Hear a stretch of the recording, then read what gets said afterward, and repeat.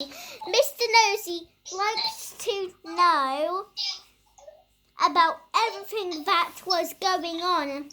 He was always poking his nose through into other people's business. Mr. Nosey was a sort of person who if he came upon a locked door, couldn't resist looking through the keyhole to see why the door had been locked. Whoa. Mr. Nosey was a sort of person who if he found an unposted letter addressed to somebody else would simply have to open it to find out what was inside. Oh, no. Mr. Nosey was the sort of person who, if he was sitting reading the paper on his train, who would much rather read the paper of the person sitting next to him.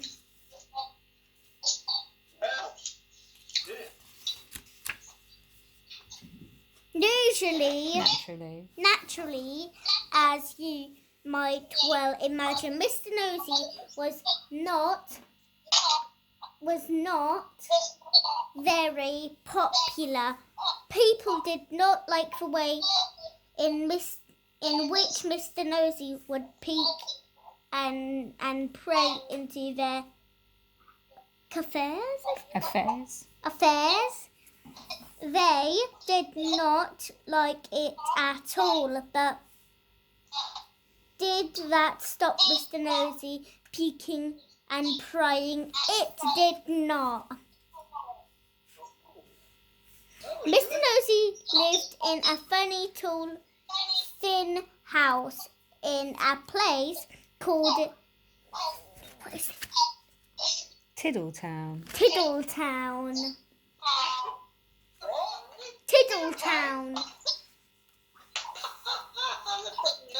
The people who lived in Tiddletown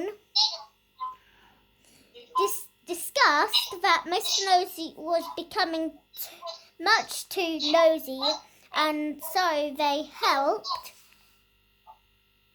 a meeting to discuss what to do about him.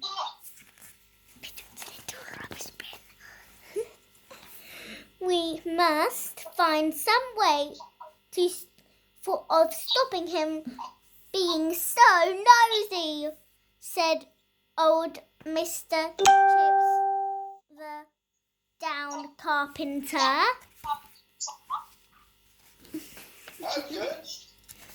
That's right, said Mrs. Washer, who ran the Tiddletown laundry. He needs to be taught a lesson.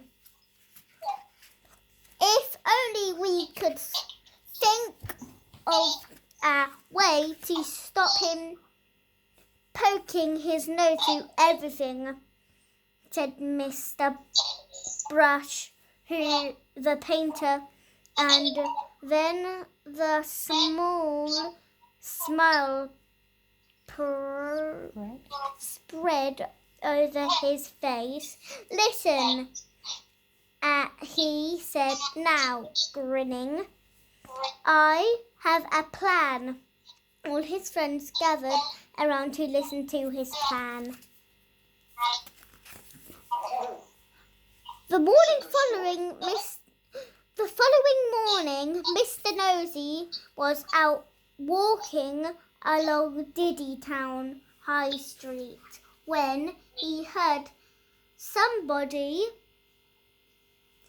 whistling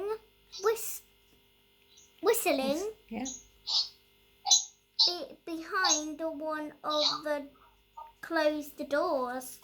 I wonder what's going on here, he thought to himself, and tiptoeing up to the door, he quietly opened it and peeked in. Splash went a very wet paintbrush right on the end of Mr. Nosey's red little nose. Oh dear! Covering it with bright red paint. Oh dear, I am sorry, said Mr. Brush, who was painting the inside of the door. Poor Mr. Nosey had to go straight home to try and remove the red paint, which was very difficult and rather painful. Mr. Brush chuckled to himself. The plan had begun. The following day, Mr. Nosey was walking past the laundry when he heard somebody laughing on the other side of the wall. I wonder what's going on here, he thought to himself. And standing on tiptoe, he looked over the wall.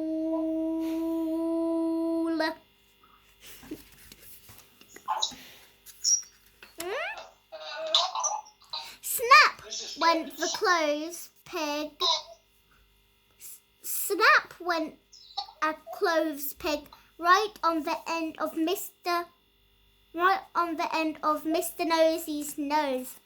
Oh dear, I am sorry, said Mrs. Washer, who was hanging up clothes on a washing line on the other side of the wall. Poor Mr. Nosey moved the clothes peg and went off down the street feeling extremely sorry for himself and for his poor red nose. Mrs. Washer chuckled to herself. The plan was working. The next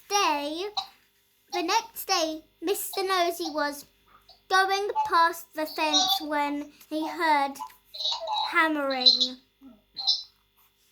I wonder what's going on here, he thought to himself, and creeped very quietly to the end of the fence. He peeped round.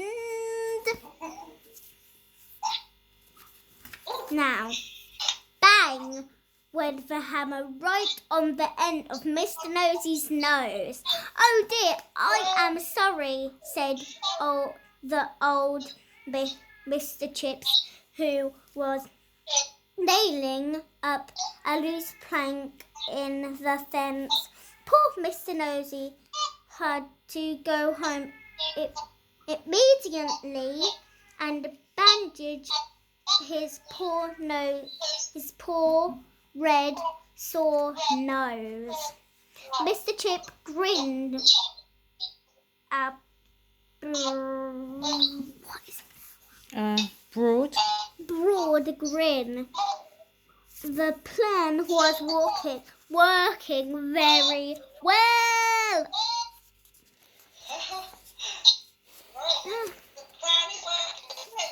Yep.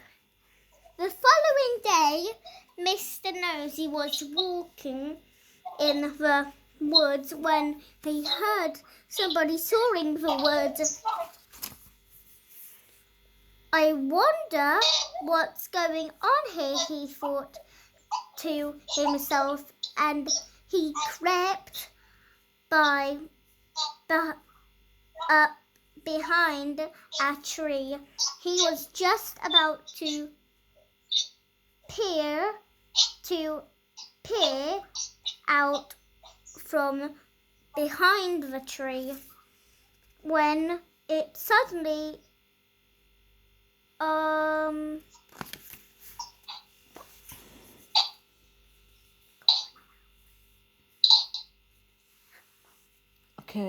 occurred to him that if he did, something very nasty might happen to his nose.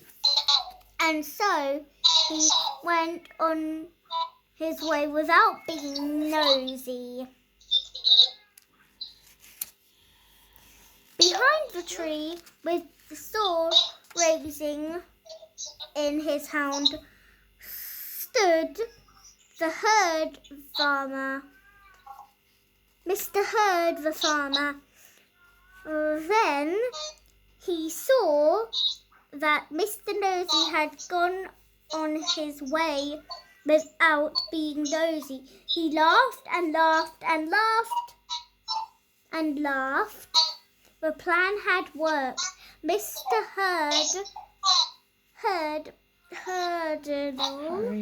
Hurried into Diddytown to let everybody to tell everybody. The plan really had worked because after that, the Mr. Nosey stopped being nosy and soon became very good friends with everybody in Diddytown. And that's the end of the story. Except to say that if you are ever attempted to be as nosy as Mr. Nosey, you'd better expect one thing: a sore nose. Bye bye.